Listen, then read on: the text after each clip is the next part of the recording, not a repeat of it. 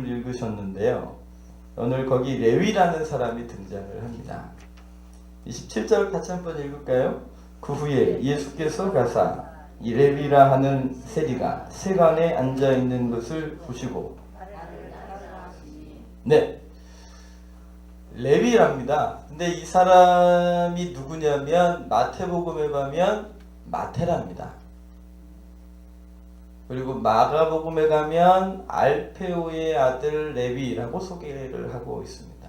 그러니까 여러분, 이 사람이 누구냐면 여러분들 신약 성경에 맨 첫 번째 나온 마태복음을 저술한 사람입니다. 예수님이 12제자 중에 하나입니다. 근데 그 사람, 그러니까 성경에 이 사람에 대한 정보가 그닥 많지 않아요. 이 사람 이름은 마태예요. 그런데 오늘 누가복음에 보니까 레위래요. 레위인이래요.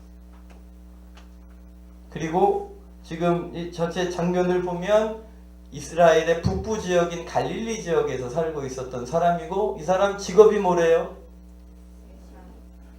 이 사람 직업이 세리랍니다. 그러니까 우리가 얻어낼 수 있는 이 몇 가지 정보를 가지고 묵상을 해보면 지난주에 함께 나눴던 오벳 에돔이라는 사람과 굉장히 그림이 겹치는 사람입니다.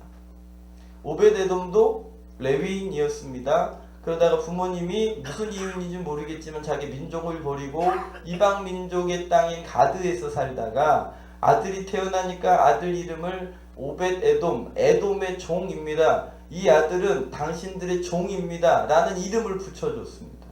그러니까 생존을 위하여 어쩌면 처절한 삶을 살았는지도 모르겠어요. 그 사회 속에서 살아남으려고. 그런데 이 오벳 에돔이 나중에 성장한 후에 주님의 자기 고향으로 다시 돌아왔어요.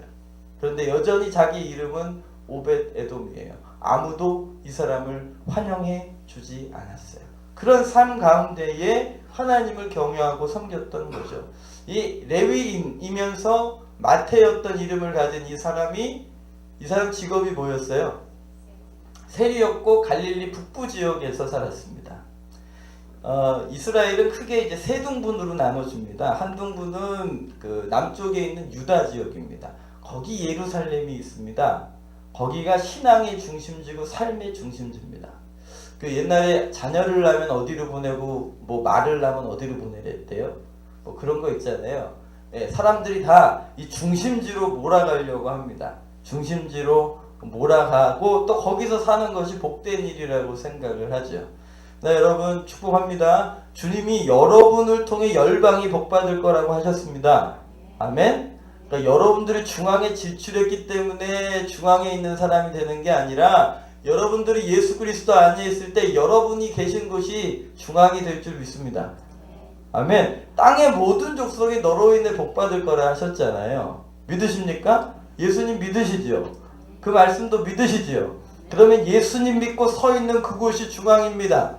그러니까 여러분들이 어디를 쫓아가야 될 사람들이 아니라 사람들이 여러분 곁으로 와야 될 겁니다. 할렐루야. 사람들이 빛나는 교회로 와야 돼요. 이렇게 얘기하면 되나요? 예, 이렇게 되는 게 맞습니다. 주님이 복의 근원으로 우리를 부르셨기 때문에 그렇습니다. 아멘. 믿으십시오. 그러니까 나와 함께 있는 사람 복받은 사람이라고 속으로만 생각하십시오. 자꾸 입으로 그러면 교만하다 그러니까 나와 함께 있는 사람들은 복받은 사람이라고 믿으시고 담대하게 살아가시길 바랍니다. 아멘. 요셉이 있었던 그곳이 요셉 때문에 하나님이 복을 주시고 은혜를 베풀어 주시잖아요. 그런 믿음이 있으시기를 바랍니다.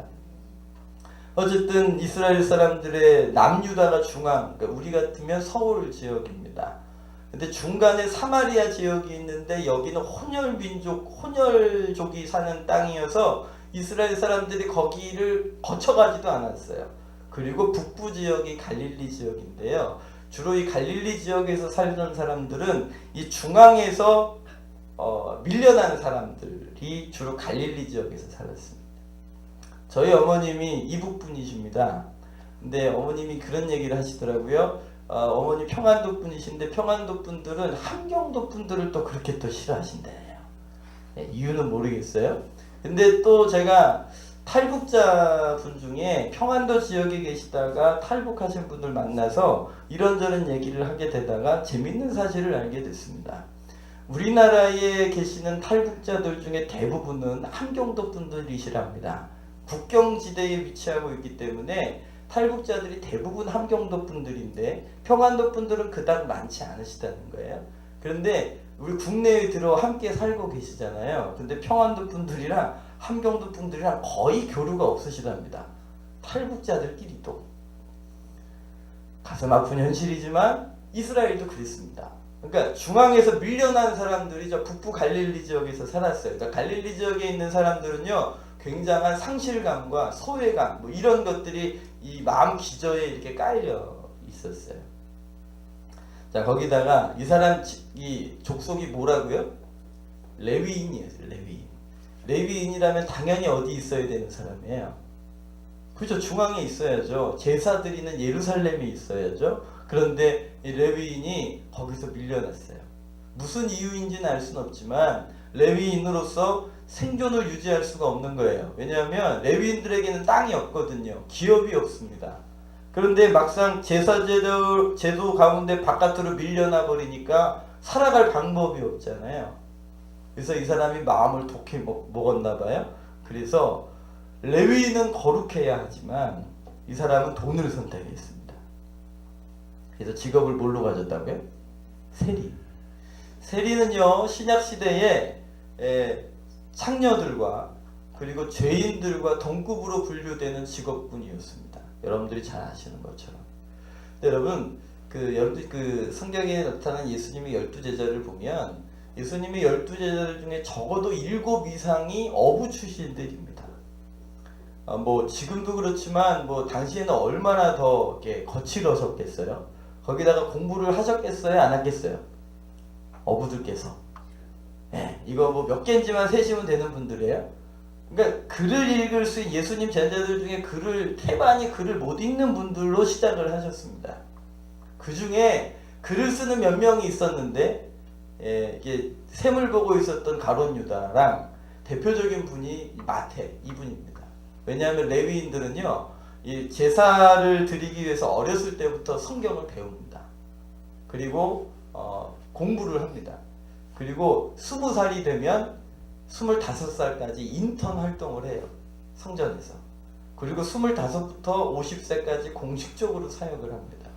그러니까 레위인이 되면 어려서부터 글을 읽고 셈을 하고 한 훈련을 받기 때문에 당시에 흔치 않던 문자를 읽어낼 수 있는 사람이었어요. 그러니까 엘리트였어요. 히브리어도 할 줄 알고 또 이 로마인들을 상대로 해서 받은 세금을 건네줘야 되니까 당시 헬라어에도 능통했을 거예요. 그러니까요, 사람들이 굉장히 존경해 임하지 않을 사람임에도 불구하고 아무도 이 사람을 존경하지 않아요. 레위인인데 세리였기 때문에 그래요. 뭐 누가 억지로 시킨 건 아니었겠죠. 본인의 선택이었겠죠. 생존 때문에 자신의 출신과 자신의 상황과 자신의 해야 될 일을 버리고 생존을 위해서 세리의 직업을 선택한 겁니다. 우리나라 일제시대로 하면 뭘로 비유하면 될까요? 순사들 생각하시면 됩니다. 우리 한국 사람들을 순사로 삼으면 이 사람들이 자기의 생존을 위해서 일본 사람들보다 더 독하게 했답니다. 레위가 그런 사람입니다. 아무도 존경해주지 않습니다. 근데 돈을 선택하기는 했지만 자기 앞에서 사람들이 다 꾸벅꾸벅 대지만 뒤에 가서 욕하는 걸 다 알고 있습니다. 그러니 얼마나 마음이 힘들겠어요. 몸이 병들고 마음이 뭐 돈이 없는 것도 힘든 일이지만 사람들에게 인정받지 못하고 격려받지 못하는 인생을 살아가는 것, 그것도 굉장히 가슴 아픈 일이죠. 외로워요. 아파요. 근데 이 사람이 세관원이잖아요. 그러니까 세관원의 문 앞에 앉아가지고 많은 사람들을 상대합니다. 많은 사람이 지나가기 때문에 온 이스라엘의 모든 소문과 소식들이 그 앞으로 다 지나갑니다. 그러다가 어느 날부터인가 이 사람이 어떤 청년에 대한 이야기를 듣기 시작합니다. 누가 회당에서 말씀을 전하기 시작했다. 여기 앞에 떴는데 누가복음 4장 14절 15절 같이 한번 읽겠습니다. 예수께서 갈릴리에 돌아가시니 그 소문이 사방에 퍼졌고 친히 여러 회당에서 가르치시되 뭇 사람에게 신성을 받으시고. 그렇게 그냥 자기 원하는 삶도 살지 못하고 자기가 살아야 할 삶도 살지 못하고 생존을 위해 뭔가를 선택하긴 했지만 본인도 만족할 수 없는 그런 갈등 가운데 살아가고 있었는데 자기 귀에 사람들의 귀에 들려오는 소문이 들립니다. 처음에는 그냥 사기꾼이라고 생각했을 것 같아요. 근데 예수님에 대한 소문이 들리는데요. 성령의 능력으로 갈릴리에서부터 사역을 시작하십니다. 여러 회당에서 가르치기 시작하십니다. 사람들을 만나고 사람들에게 칭송을 받게 돼요. 누가복음 4장 40절인데요. 우리 같이 한번 읽겠습니다. 해질 무렵에 사람들이 온갖 병자를 데리고 나오매 예수께서 일일이 그 위에 손을 얹으시고 고치시니 여러 사람에게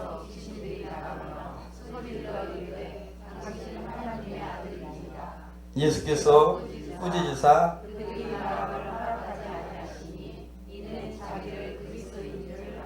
근데 말만 잘하는 사람이 아니었어요. 이분이 말씀하실 뿐 아니라 이분이 말씀하시면 귀신들이 복종하는 겁니다. 그리고요, 주님이 손을 얹은 이제 병든 자들이 낫는 거예요. 수많은 사람들이 예수님께 몰려와서 말씀을 듣고 병이 치유되고 귀신들이 떠나가는 거예요. 이게 이런 소문들을 듣기 시작하는 거죠. 처음에는 정말 사기꾼이라고 생각했을 거예요. 또 어떤 놈 나타났구나. 그런데 한 사람, 두 사람, 세 사람, 네 사람 자기 앞을 지나가며 들려주는 이 소문에 점점 이 사람의 마음이 움직이기 시작합니다. 한센병 환자를 고쳐줬다는 거예요. 문둥병, 나병 환자를요. 여러분들 이 나병 환자는 천형이에요. 하나님의 저주를 받은 거라고 생각해요. 그런데 이 예수라는 사람이 나병 환자를 고쳐줬다는 거예요. 한 사람의 운명을 바꿔준 거예요. 여러분. 나병 환자가 되면 공동체에서 버림당합니다. 그러다가 죽는 거예요. 그런데 나병 환자를 고쳐줌으로 한 사람의 운명을 바꿔주셨어요. 거기다가 여러분들 중풍병자를 고쳐주셨는데 사람들이 지붕 뜯어내고 중풍병자 내려줬더니 중풍병자 고치시면서 네 죄 사함을 받았다고 선포하시는 거예요. 죄도 용서해 주신대요. 그거 누구만 할 수 있는 건데? 그거 하나님만 하실 수 있는 건데. 하나님만 하실 수 있는 건데 죄도 용서해 주신대. 그 소문을 듣고 들으면서 이 사람이 자신의 삶의 자리에 갈등하고 있는 문제들을 그분 앞에 가면 혹시 해결받을까? 그럴 수 있을까? 하는 생각들을 하게 되는 겁니다. 여러분들 하나님의 말씀이 들려주시기를 축복합니다. 그 말씀이요 우리 속에 들어오면 능력이 됩니다.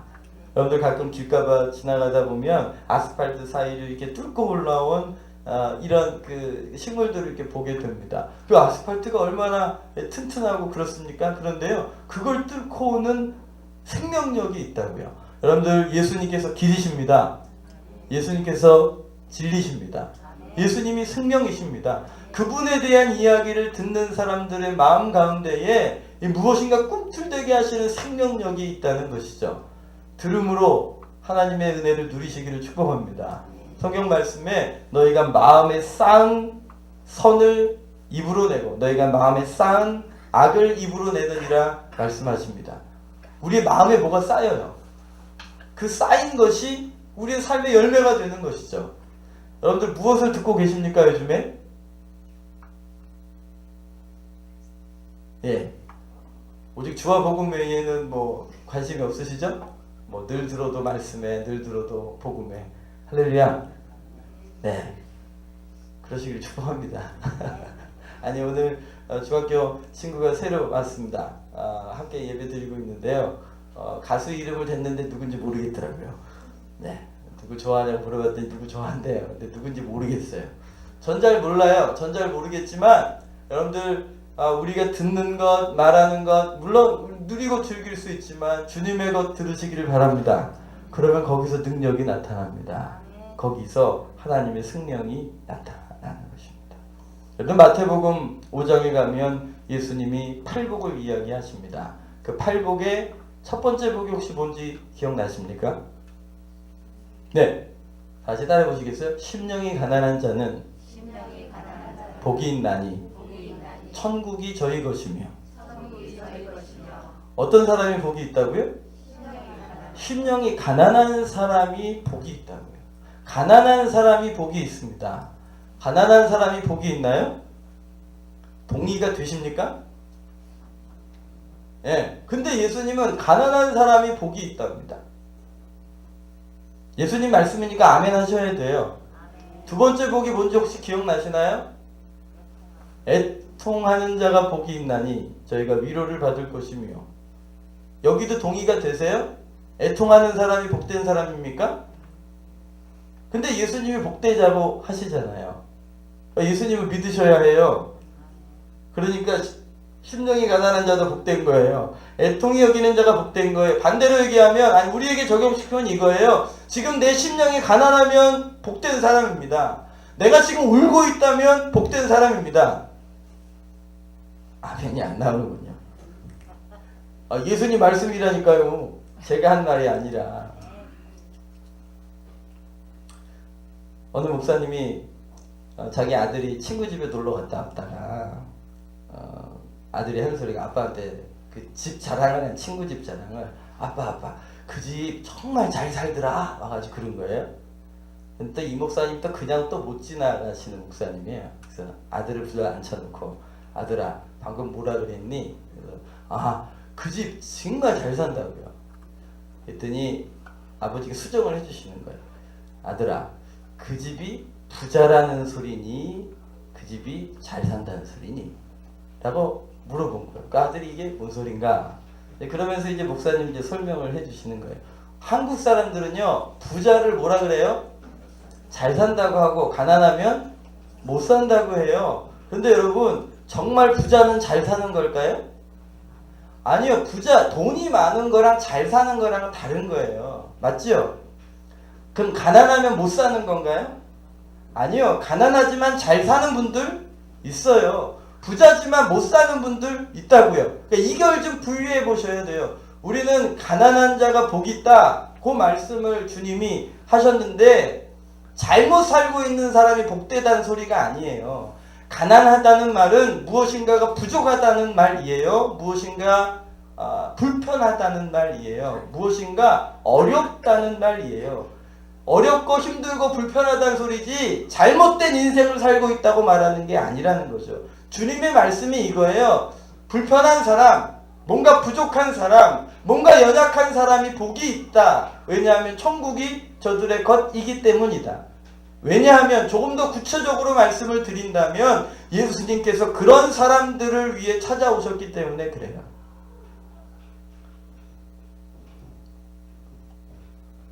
예수님께서 가난한 사람들을 위해 찾아오셨기 때문에 예수님께서 오늘 울고 있는 사람들에게 다가가시기 때문에 그래서 가난한 사람이 복이 있고 오늘 울고 있는 사람이 복이 있다고 말씀하시는 거예요. 왜냐하면 거기 누가 함께 계시니까요. 거기 예수님이 함께 계시니까요.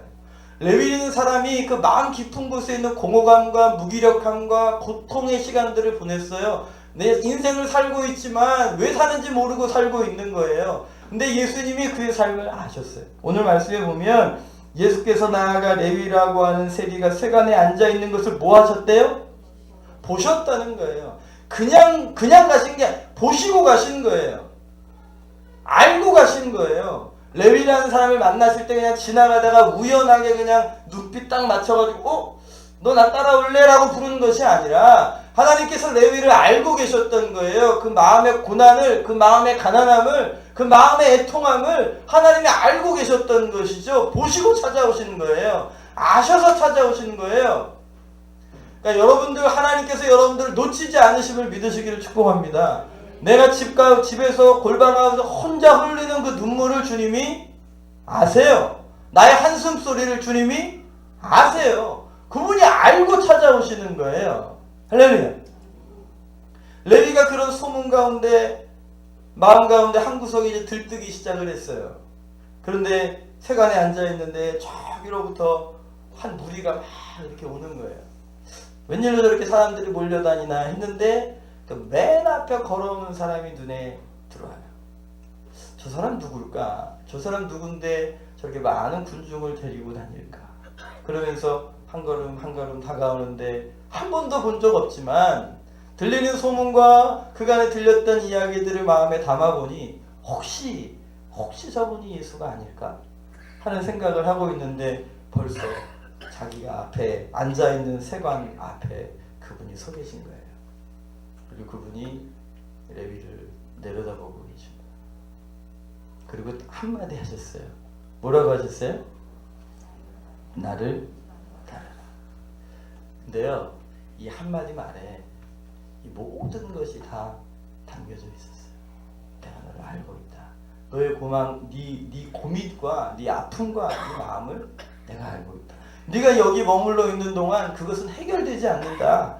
너의 영생도, 너의 삶의 문제도, 너의 삶의 여러 가지 어리석음들도 해결되지 않는다. 나를 따라가라. 그러면 된다. 내가 길이고 진리고 생명이다. 그 한마디 말이에요. 여러분들 기도하시다가 주님이 오셔서 여러분들이 이름을 불러주시기를 축복합니다. 근데 이상하죠. 그 한마디 딱 들으면 그냥 거기서 무너져 버리고 말더라고요. 일일이 설명 안 해주셔도 그냥 제이야 한마디만 해주셔도 내가 너와 함께 있다. 그 한마디만 해주셔도 우리의 인생의 문제가 해결이 되더라고요. 그 한마디 나를 따르라는 말 앞에 모든 것을 내려두고 일어나 그분을 따라갔습니다. 그분을 따르십시오. 할렐루야.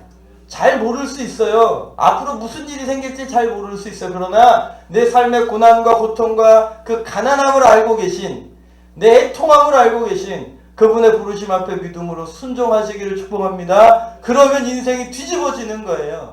제일 멸시받고 자기 동족들에게 소외당하고 돈이 그렇게 많아도 멸시당하고 있었던 인생이 예수 그리스도를 따라가면서 그의 생애가 변하여 그의 이름이 성경에 기록되어져 있고 그가 기록한 성경으로 인하여 오늘도 얼마나 많은 영혼들이 예수님께로 돌이키고 있습니까? 만약에 그 세관원에서 세리로 살았다면 그냥 거기서 끝내버렸을 인생이 주님을 따름으로 인하여 정말 복의 근원이 된 것이죠. 오늘 여러분들이 예수 그리스도를 따라가면 복의 근원이 될 줄 믿으시기를 바랍니다. 너를 축복하는 자에게 내가 복을 주고 너를 저주하는 자에게 내가 저주하리니 땅의 모든 족속이 너 때문에 복을 받게 될 거다. 이 말씀이 예수 그리스도 안에서 이방인인 우리에게 선물로 주신 말씀입니다. 예수님을 따라가면 이 말씀이 이루어지는 거예요. 그냥 남의 인생을 바꿔주신 분으로 생각하지 마세요.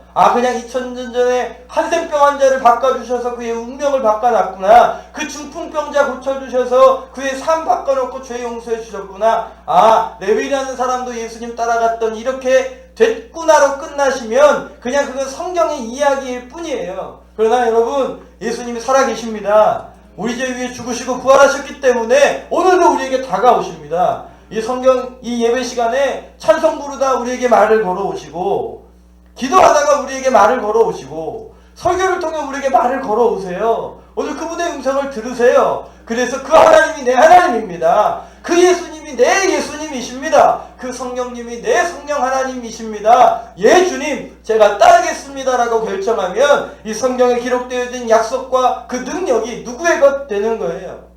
내 것이 되고, 내 인생이 바뀌고, 내 삶의 문제들이 하나님의 뜻 가운데서 전혀 새롭게 변화될 줄 믿습니다. 그냥 생존을 위하여 그냥 한 곱이 한 곱이 넘어가는 그런 문제들을 넘어서서 내 인생의 방향 자체가 달라지는 거예요. 복의 근원이 되는 거예요. 이 세상과 하나님 아버지께 유익한 사람이 되는 거예요. 믿으시기 바랍니다. 그분을 만나시고 그분의 인생을 따르십시오. 제발 주님, 제가 저기 싸우니 제가 따를 겁니다. 그러지 마시고요. 누가 여기 싸우니? 내가 여기 싸우니? 제가 따르겠습니다. 그렇게 고백하시기를 축복합니다. 지금 굉장한 직장을 버린 거예요, 이 사람이요. 근데 이 사람 그걸 버리고 예수님 따르는데 너무 기뻐요. 기뻐서 뭐 할게요? 우리 29절 같이 한번 읽을까요? 29절.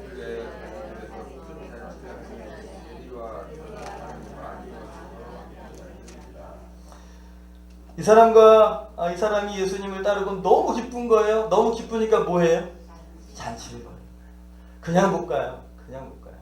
예수님 믿으면 제대로 만나면요 티가 나게 돼 있습니다. 예, 그냥 오늘부터 조용하게 교회 다니는데 계속 조용해요. 예, 아무도 내가 교회 다니는지 몰라요. 성공했다. 이게 안 돼요. 이게 죄송한데 또 아내한테 혼낼 것 같긴 한데 제가 같은 교회에서 사역을 하다가 이제 교제를 하게 됐어요. 같은 교회에서 사역을 하다가 교제를 하게 됐으니까 사역자들끼리 눈 맞으면 이건 보통 문제가 아니거든요. 교회에서 잘립니다. 잘립니다. 그러니까 우리는 이제 숨어 다녀야 되는 거예요. 이게 티를 내면 안 돼요. 그래서 얼마나 조심했는지 몰라요. 뭐 서로 데이트할 시간도 없었지만 서로 조심했습니다. 근데 저희 교회에 그 전도사님이 계셨다. 나이 많이 드신 전도사님이 어느 날 저를 개인적으로 부르더라고요. 부르시더니 혹시 두 사람 사귀어? 그러시는 거예요. 그러니까 저희는 숨기려고 했는데 그게 안 돼요. 사랑하면 그게 숨기고 싶어져도요. 숨길 수가 없어요. 여러분들 예수 그리스도를 인격으로 제대로 만나시면 내가 예수님 만난 일을 숨길 수가 없어요. 레위가 너무 기쁜 거예요. 너무 감사한 거예요. 자신의 인생의 문제를 해결해 주신 예수 그리스도가 자신에게 주신 생명을 주신 그분이 너무 감사한 거예요. 그래서 그분을 위해 잔치를 열었어요. 이 사람은 아주 노골적으로 티내기를 했어요. 나 예수님 믿는다고 티내고 다니는 거예요. 그것도 모자라가지고 잔치를 벌이는 겁니다. 할렐루야. 그런 마음이 있으시길 바랍니다. 잔치하는 마음이 있어야죠. 여러분들 제가 오늘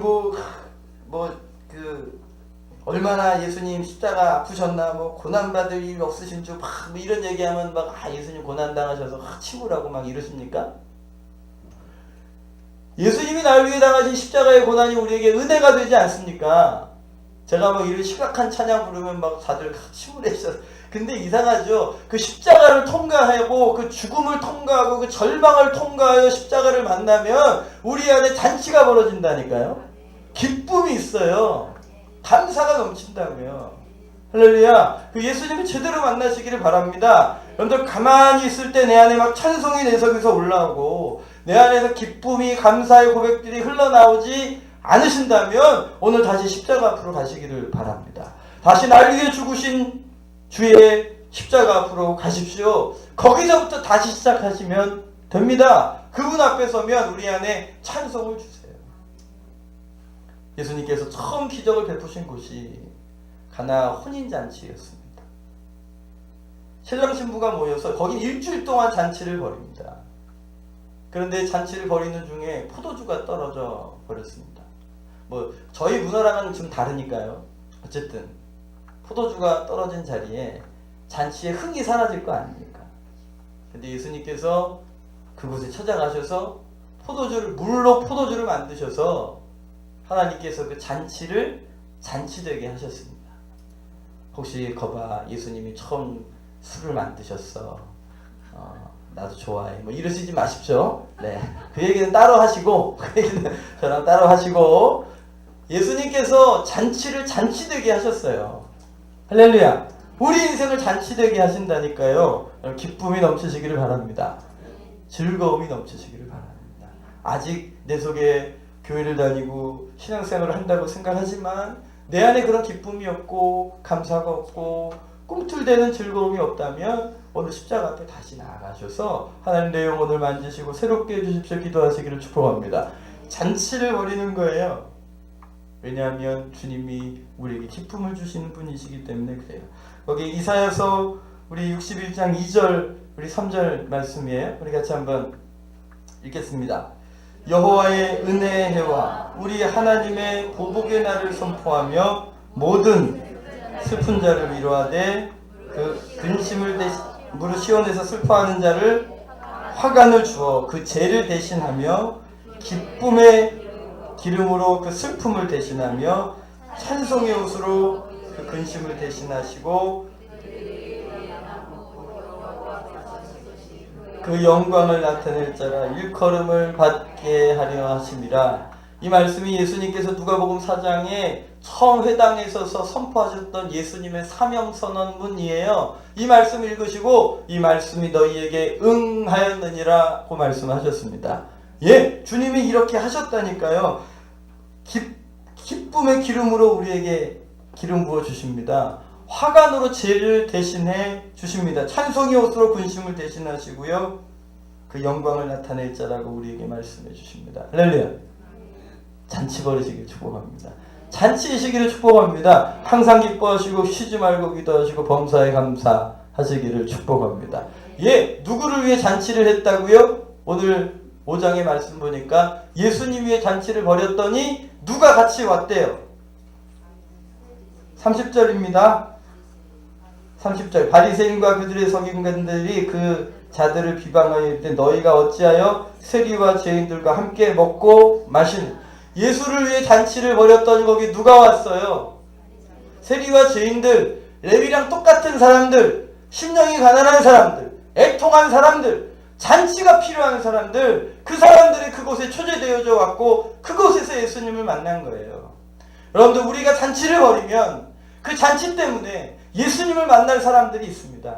내가 예수님 때문에 감사하고 내가 예수님 때문에 기뻐하고 내가 예수님 때문에 즐거워하고 있으면 그 기쁨 때문에 그 감사 때문에 예수님 만날 영혼들이 있어요. 잔치가 필요한 사람들이 잔치를 통해 예수님을 만날 수 있습니다. 그러니 여러분, 이제는 그냥 단순히 기쁨과 감사와 이 즐거움이 사명으로 넘어가는 거예요. 이제는 그렇게 하셔야 돼요. 하나님 앞에서 감사하셔야 되고 기뻐하셔야 되고 즐거워하셔야 돼요. 이제는 사명이 됐어요.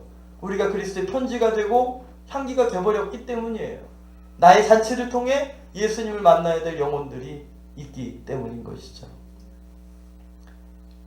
그럼 이게 정상입니다.